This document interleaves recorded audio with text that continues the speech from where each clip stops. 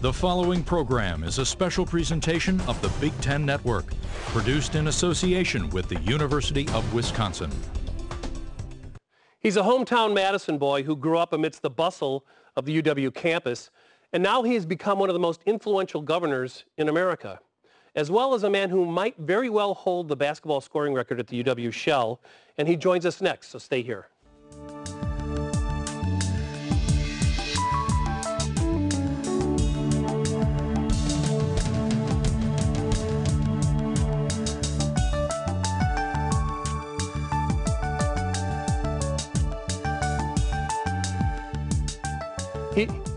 He grew up in a politically powerful Wisconsin family, cut his academic teeth at Stanford, the UW, and Harvard Law School, served as the Wisconsin Attorney General for 12 years before breaking a long Republican hold to become the governor of the state of Wisconsin. Jim Doyle, welcome to the show. Thanks very much. Good to see you, And I just John. want to say welcome back. Let's start with the here and now. You're literally off the plane from the inauguration of Barack Obama. What was the most powerful moment for you? I think probably like most of the country when it actually happened, when he took the oath of office and you realized this is the new president of the United States. And I'd worked very, very hard, as had millions and millions of people, including a few people in the audience here. And that moment when all of that had happened, to me, the night he won, November 4th, and that moment that you realized he had done it, and then the moment that he was actually sworn in as president. We're men of a similar age, but I've said it rivals Neil Armstrong on the moon in terms of positive American memories. Oh yes, I would even say it surpasses, maybe because it's so close in time. Right. But you know, when you think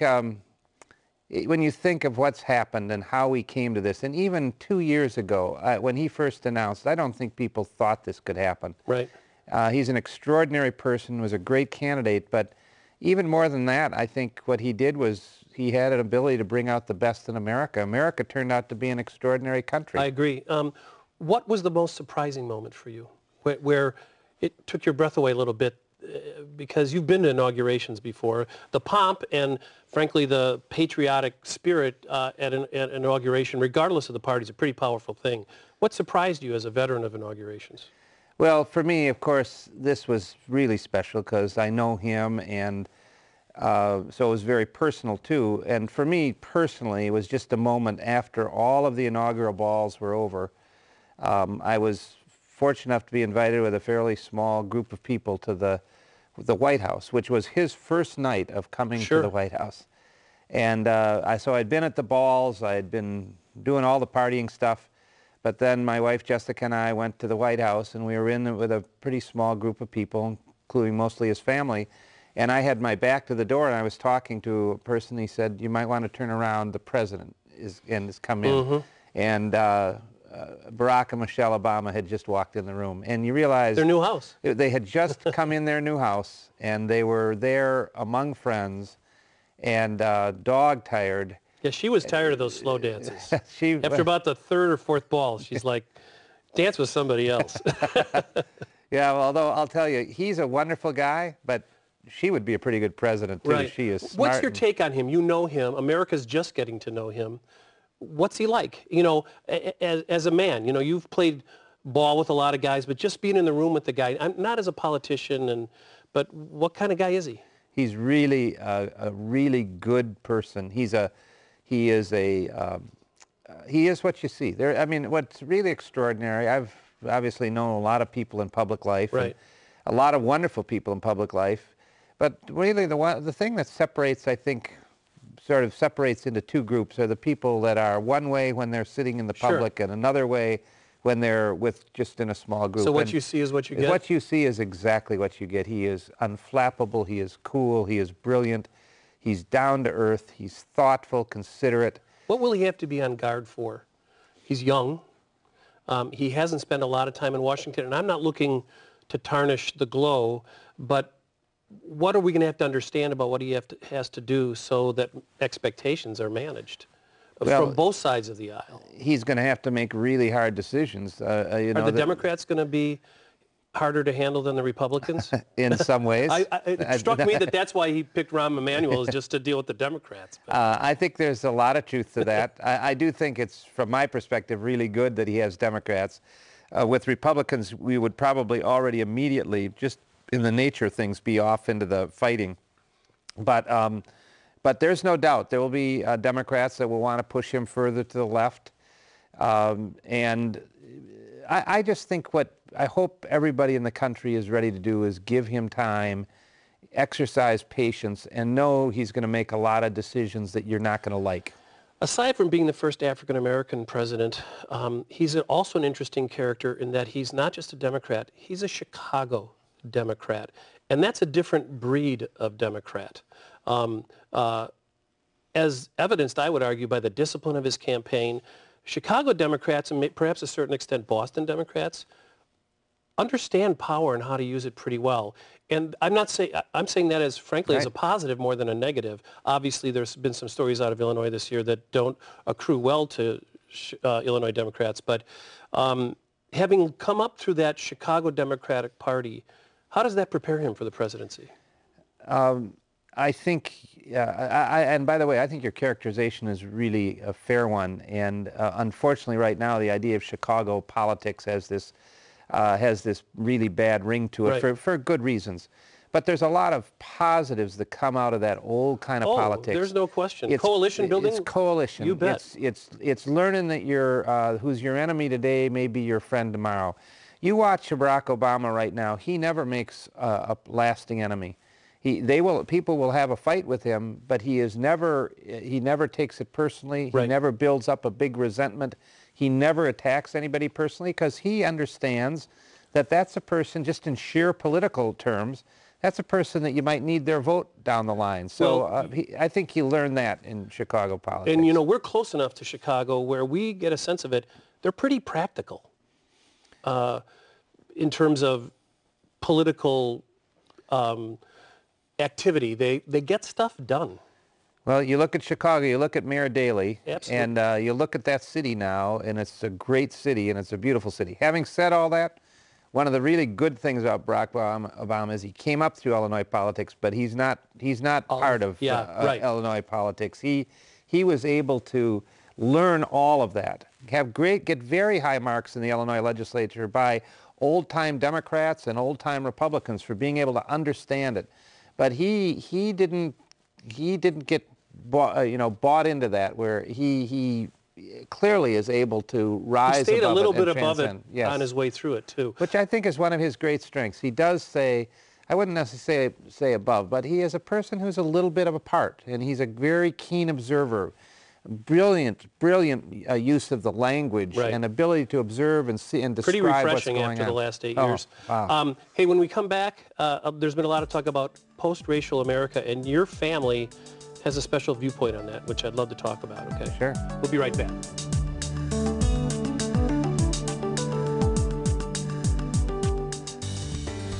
This production of Wisconsin Reflections is produced by University Communications at the University of Wisconsin-Madison. Consider this. There's a public university that consistently ranks among the top in the number of Peace Corps volunteers and in the number of graduates serving as CEOs of Fortune 500 companies, whether they are leading corporations or changing the world. The next time you see people doing extraordinary things, they are probably Badgers. The University of Wisconsin-Madison. Forward thinking.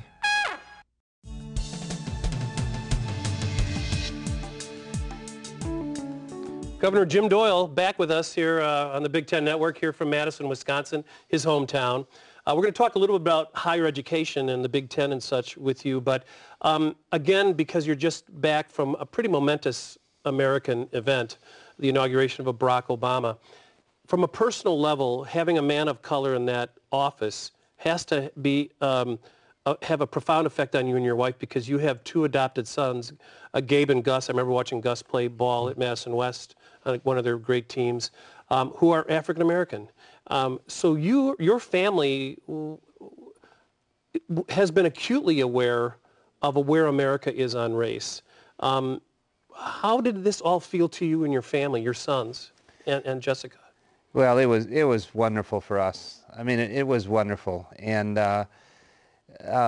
you know, my kids weren't deprived in any way, and they have good educations, and so it's not like they were people that were in some way didn't have advantages in life, but still, it was an enormous moment for us to see this country do something that cynical people thought never would have happened.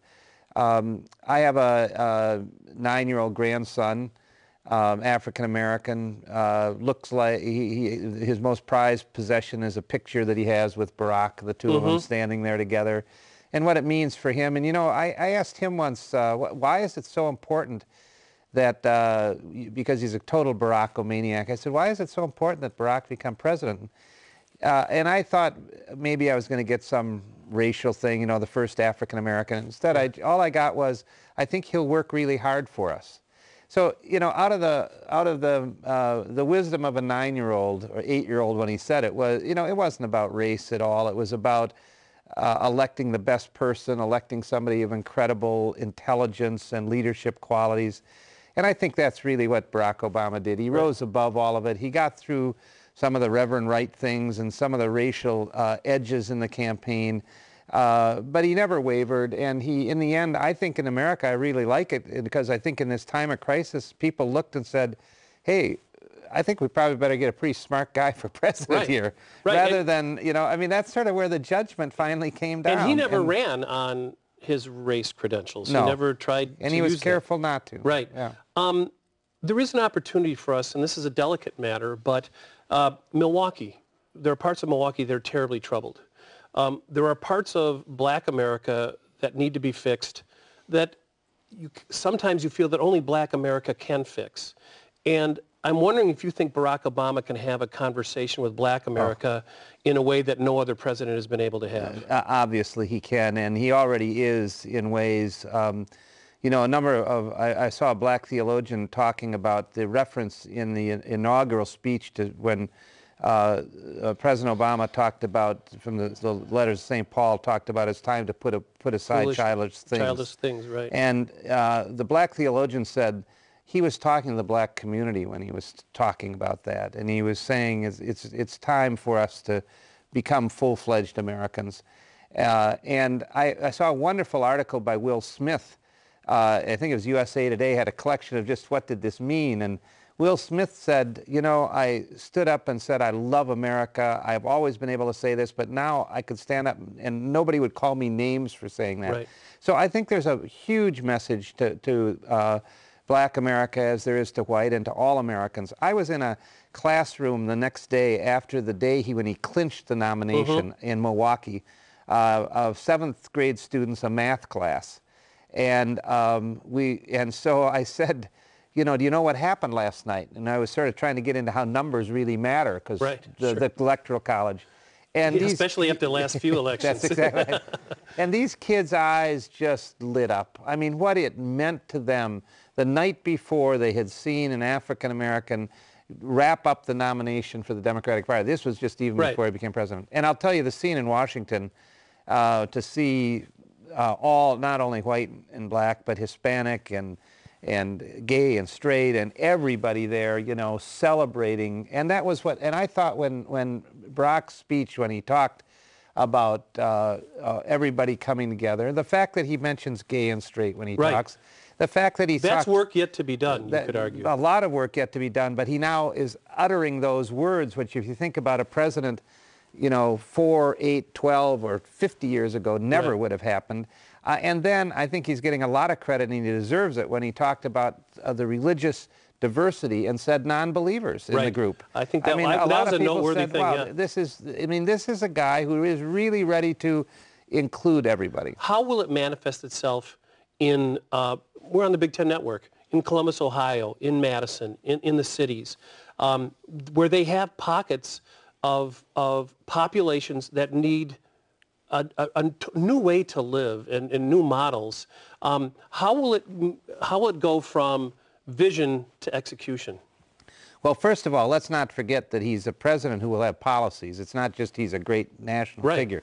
and his policies will, you know where his heart is, and you know he is going to be really directed at trying to do things that can really help the problems of unemployment and of family disruption and of poor education. And so I think you're going to see a great deal of emphasis coming in those areas from How fast Obama. will it come? Well, it's going to be hard because of the mess that he has and the financial problems that he has. How much time do you have to give him? Well, I think you've got to give him easily this full term. And I mean, we'll decide at the end of 4 years whether, but as he said in the speech, this is going to get worse. You know, just for example, today we got the December unemployment numbers in Wisconsin, and we have now jumped to 5.8%, we're over 5, almost to 6, starting at 4.2% unemployment just 2 months ago. Right. So we have seen the biggest jump since the Depression in unemployment, and we're even one of the better states. The national average is a full 1.5 above us. And Michigan's at 10 or whatever. Michigan, so he's got a lot of work to do, and it's going to take a long time to get ourselves out of this. When we come back, we'll talk a little bit about more about that, and also higher education is going to be strapped as well, and a little bit about the partnership between the state and the UW. Sure. We're going to be right back with Jim Doyle. Thanks.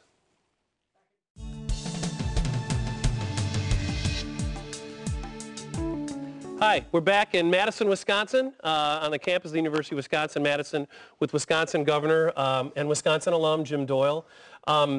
We've been talking about the inauguration, the challenges ahead. Education is one way out. As part of the immigrant Catholic wave of kids that at least I did, you kind of did too, education's a great way to better your lot.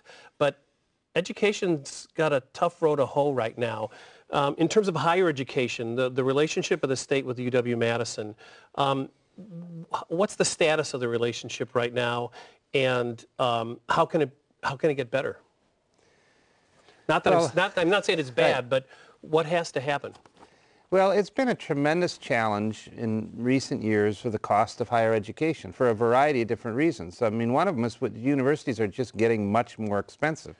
When you look at the labs you guys have and the research buildings that are being built and the dormitories that are going up, you know, the old kind of put up some cinder blocks and put 2 beds in and a couple of desks. Quonset huts. Right, sort of a way of the past. And frankly, the technology that's needed. And you've got to have those things. I mean, I hear people say, why isn't it like when I went to college? Well, the reason is because the world's different than when you went to college. And you really do need a vastly improved. So it has gotten across the country. I'm proud to say the University of Wisconsin-Madison is the second lowest tuition of the Big Ten.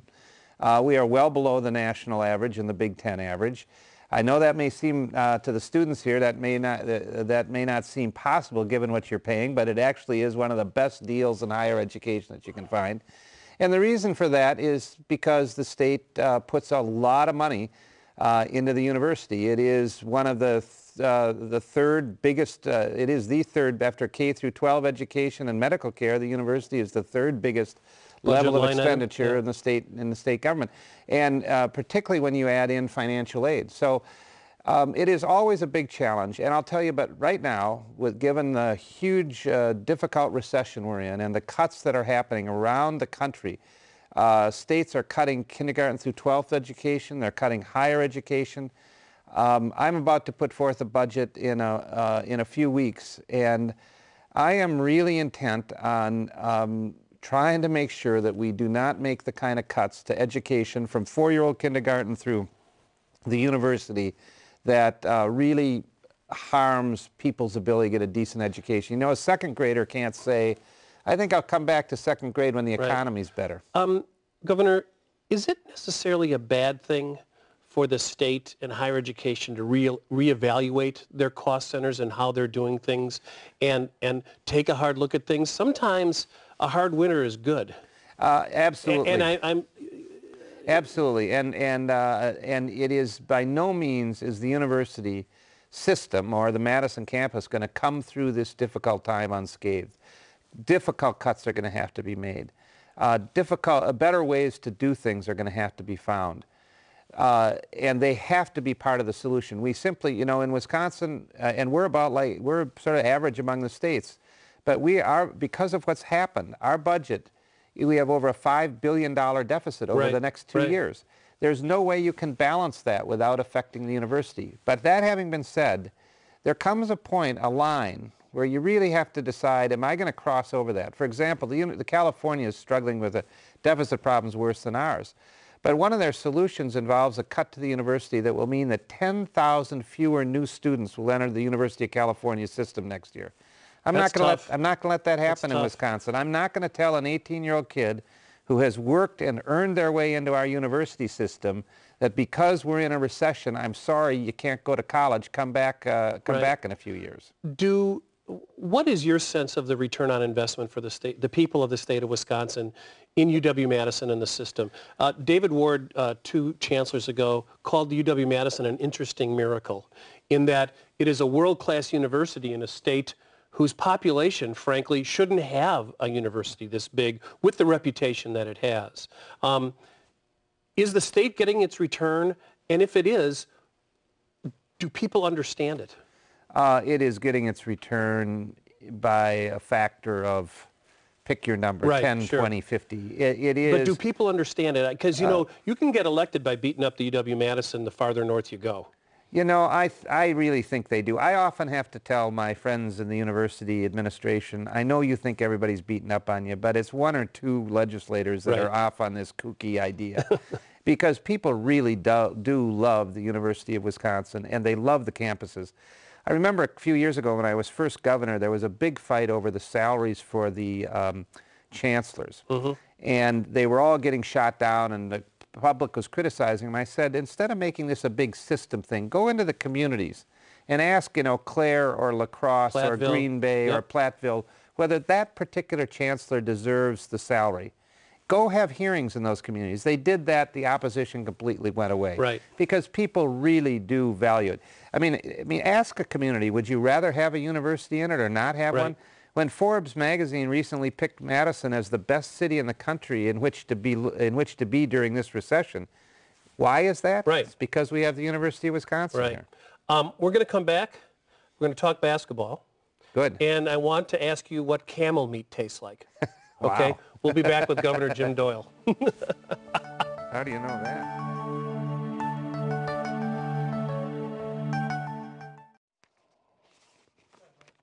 Hey, we're back with Governor Jim Doyle here in Madison, Wisconsin. We're going to talk a little bit about basketball, America. We have a president who plays basketball now. You actually wore out a hip playing basketball. You played at Madison West. You wore out a hip playing in the Shell. Here's the skinny on your game. I called some of the guys who played you. Sneaky good, quick release, good stroke. Like a good Democrat, shares the ball. Like a politician, doesn't like to be on defense. Now, I object a little to the defensive thing, but I liked it all up to that point. What is it like? There's this basketball ethic here, you know. First of all, it's been your kind of exercise for as long as you can say. But there's something about the sociological dynamics of basketball, black guys, white guys running up and down, yelling at each other, getting in each other's face, and at the same time sharing the ball.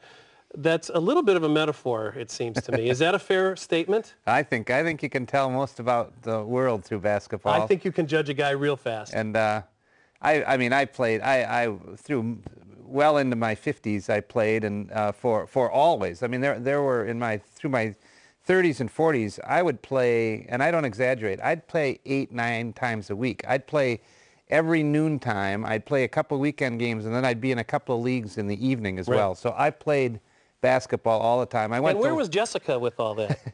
She was always good about it. I mean, there were times, I remember when my kids were little, she's sick of all these stories, but you'd go to a game in some little gym someplace, and I played for a couple of years with some guys that didn't mind getting in a fight, and you know, there were these scenes. She didn't like it where, I mean, I wasn't in them, but I was, once when I was like even Attorney General of the state, there's suddenly this big fight that breaks out, and they told us to get out of the gym, and I have my kids with me, and so I'm taking my little kids out of the gym, trying to explain to them that that's just the way life is. That's the way it goes. But I mean, I have loved basketball for my whole life. You grew up in Madison. The Rose Bowls were great under Barry Alvarez. They were. But I never thought, as a townie, I would ever see the day the Badgers won another Big Ten basketball championship.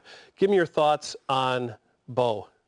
Ryan. Well, a great coach. And, you know, Bo, let's give some real credit to Dick Bennett. Absolutely. Who really turned the program around, created a toughness in it. And then Bo came along, and Bo is just a great coach. He's I really like him because if you read his book on about page 10 or 11, you can look it up. He talks about me playing at the Shell and says that I had game. So I heard you did have like game, him, which, right? can I tell you, it surprised me a little bit because I asked the look guy, like a basketball? Well, you do, but I asked the guy who played in the state league, and he goes, no, he has game. Because, you know, some politicians will act like they have game, and they just, it's a bit for them. You know what I mean?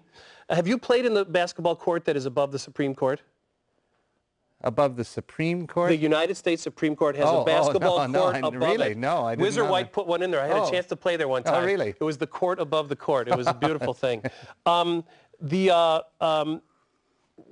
can you tell? You haven't played with Obama because your career ended, right? I haven't played with Obama. I've had this exchange. We both went to Harvard Law School, and he was talking, as basketball players do, about what a great hotshot he was. I said, look, now I went a number of years before he did, but I said, you know, there was a gym on the law school campus there, and I played every single day. And I said, look, I know I outscored you. I know. And he was talking about it. He said, but look, you, Barack Obama, were on law review. You were like a good student. I went and played basketball every single day. So there's no way that you could have ever outscored me. Well, you were on an athletic scholarship to Harvard Law School. That's right. That's the way I saw it. Right. We're going to be right back. We're going to talk about Camel Meat. You're not going to believe it. We'll be right back.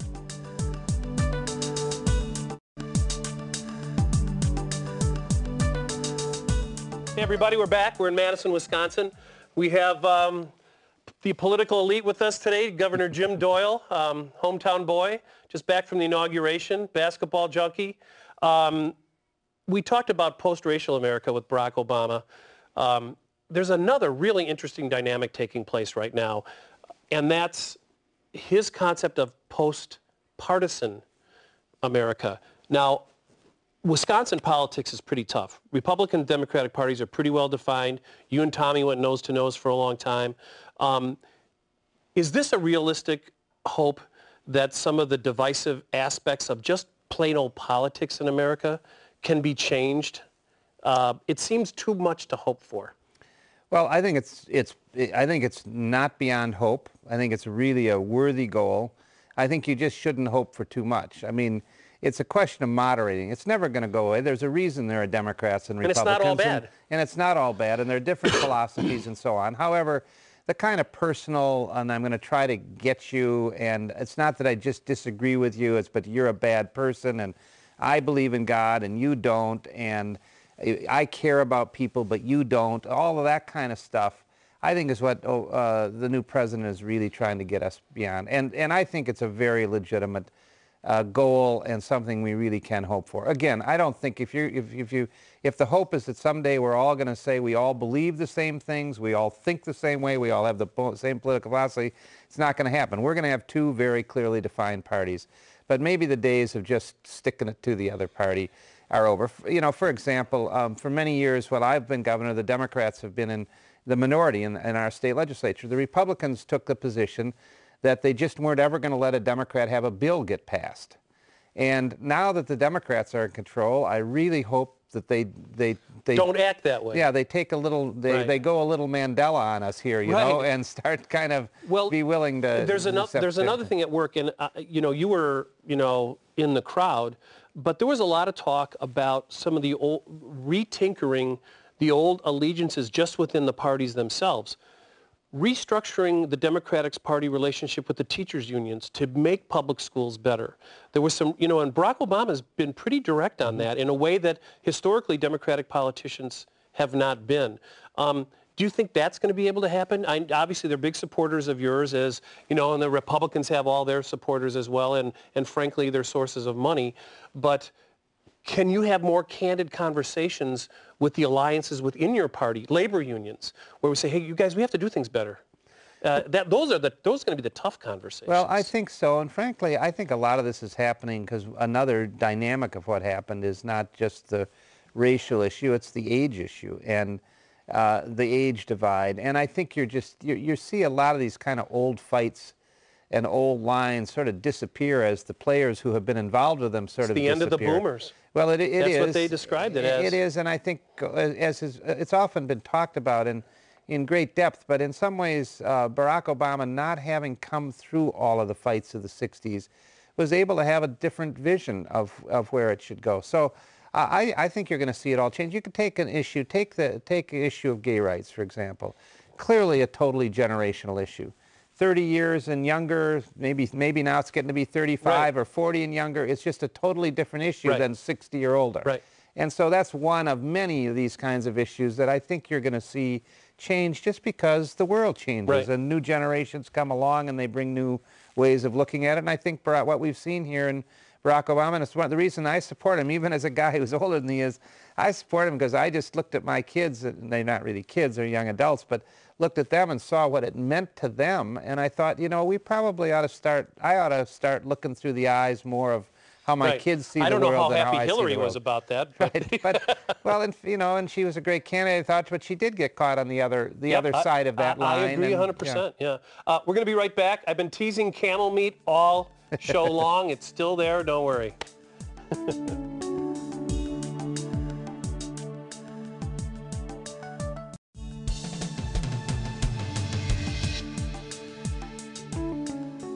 We're back with Governor Jim Doyle, Governor of the state of Wisconsin, from Madison, Wisconsin, here in the Big Ten Network. This is really nice of you to, I know you're tired because you've been up for 4 days in a row dancing and... Comfortable couch here. Good. So. We're going to talk politics a little bit, just kind of general stuff. Yeah. And this may seem a little odd. Before he goes into kind of a retirement, what was your take on George Bush? As a man, you know, you obviously met him. Everyone said he wasn't a bad guy in person, but then his presidency wasn't perceived in the greatest light. And I know you're in different political parties. What do you have to say to him now that he's moving out of office, has moved out of office? Look, you're supposed to be nice. This is a show to be nice. Let's say I think he had a father who was maybe didn't get some of the credit that his father deserved. Mm-hmm. So that's what I have to say about the son. I think you saw. I'll lay it out. There's no reason to pile on somebody, but this was everything you don't want to do in politics. Close yourself off. Gather around you a group that has one little narrow view of the world. Not open your mind and heart up to the people that really need help. Have an excuse for everything that is never you. Other than that, what'd you think of have your ideology trump facts. I think maybe more than anything else, you know, when there are facts laid out in front of him, the facts didn't matter. Like evolution, like weapons of mass destruction, like global warming. You know, the facts are laid out, but if the facts don't comport with what your ideology is, ideology trumps facts. Do you think that his administration was never the same after 9/11? That they rather than react, they overreacted? I think that's pretty clear. In Iraq, they overreacted. I do think, to his credit, he, after 9/11, as anybody would as president, decided this is what I'm going to be focused on. But then I think, and this has been widely commented on, at a time that he had that amazing sense of commitment that we had as Americans, he decided to drive a very partisan political agenda. And then you had ideas that, thank God, I mean, when you think about how bad it is, but let's just add this one. He wanted to or privatize Social Security. Right. What if he had done that and everybody had just lost 50% of their Social Security accounts? I mean, you think how bad it is now. Think of a couple of these things that he tried to do, he'd actually succeeded at. So I think you saw in his father a much more pragmatic, much smarter coalition builder. Right. What his father did in the Middle East is really extraordinary. He had a coalition that involved Arab countries in the first Iraq War, had a limited mission. When the limited mission was over, got out and came home. Well, he stood by his word to the coalition, I think, That's which right. was interesting. Okay, still haven't gotten to Camel Meat, but it's coming. Back in a minute. I tried.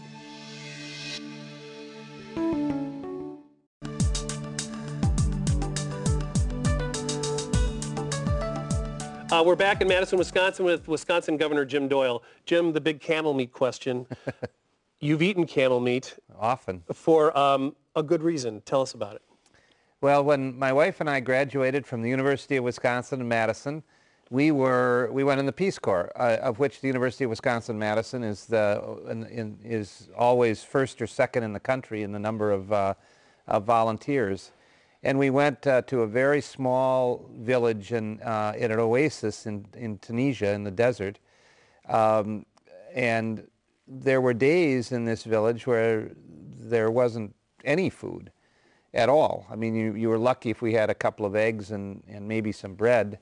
But there were other days where there was food, and the food often was camel. That was the meat. How does it taste? Like very, chicken? No, it's a more like a. I mean, this isn't the young suckle. These are the. This is the camel that there's no more fell use over. for, right? And in fact, this is the glue factory camel. And it actually didn't taste bad. The problem is you could not eat it. So I mean, you would chew it and chew it. My wife and I would be sitting in this little room that we lived in, and be chewing this and chewing it and chewing it. And in fact, they didn't eat meat that way. I mean, it was a very impoverished village, and they would use it only as a flavoring. Sure. And people were very protein deficient, and I mean, we really saw the effects of malnutrition that most of the village had. Most of our students were malnourished. What was your greatest lesson working in the Peace Corps? That I had very little offer and a lot to learn. We went there filled with John Kennedy vigor about how we were going to change the world. And we got off after a 16-hour narrow gauge train. We got off in this little village, and it was dark. And nobody was there to greet us, and a donkey cart came up, and we knew enough Arabic from our training to be able to sort of ask where there's a hotel or there wasn't a hotel. Finally, the guy just said, "Get on the cart." And so we just looked at each other and said, "Well, I guess we got to get on the cart. I don't know what else we're going to do."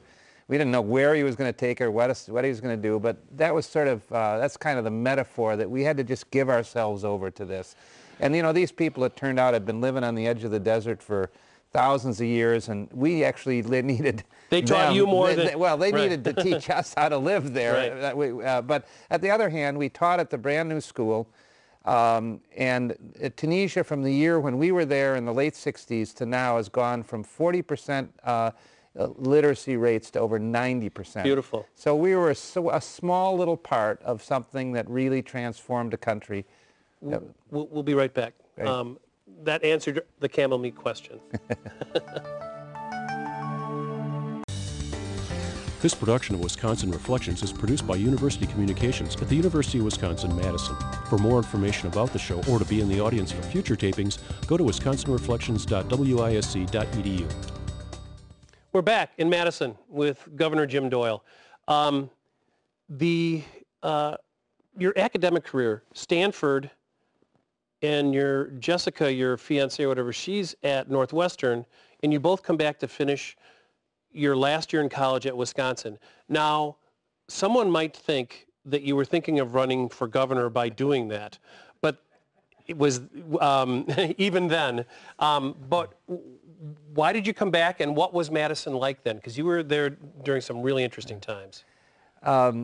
We came back because we wanted to get married.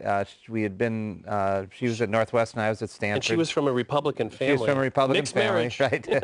But from Madison. And so we wanted to go in the Peace Corps together, and this was the first year they were allowing married couples, but you had to be married. Shows you the difference in the world. They would never have let a young man and young woman be assigned to the same place unless they were married. Sure.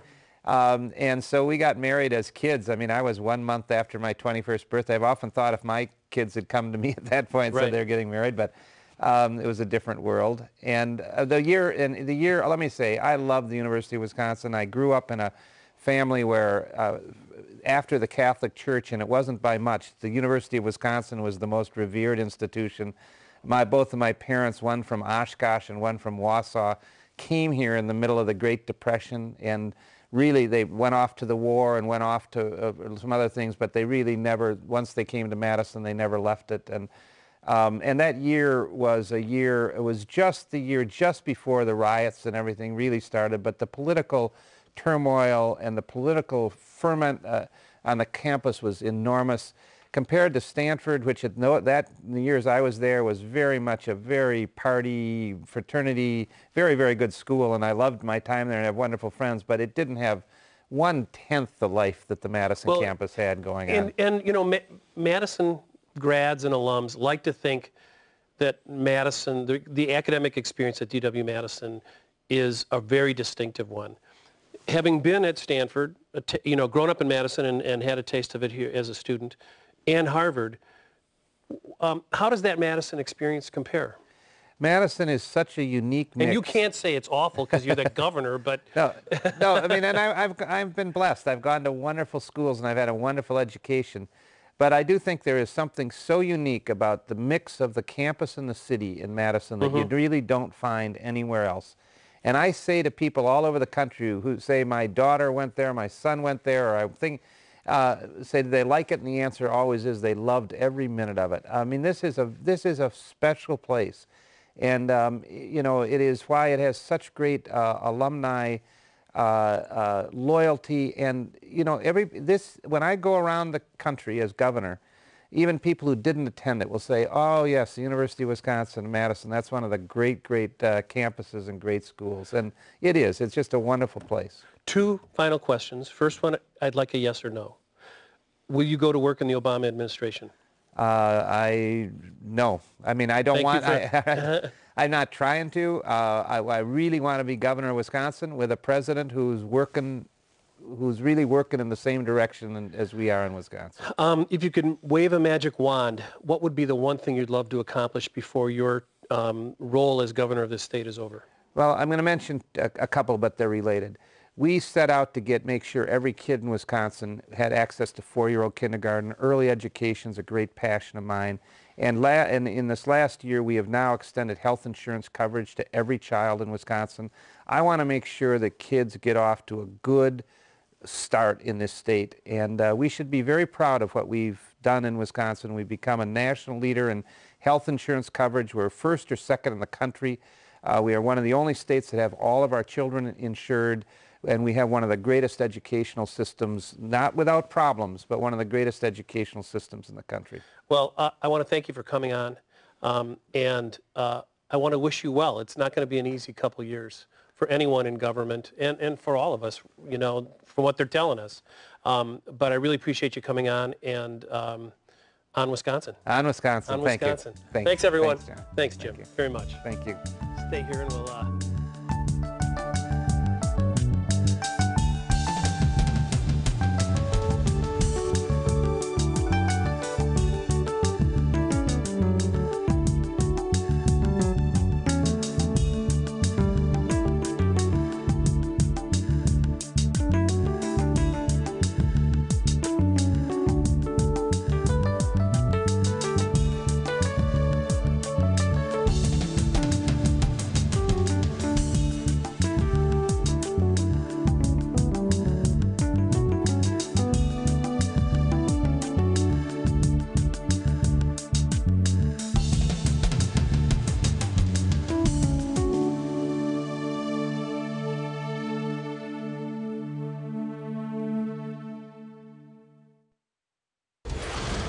The preceding program was produced by the University of Wisconsin in association with the Big Ten Network.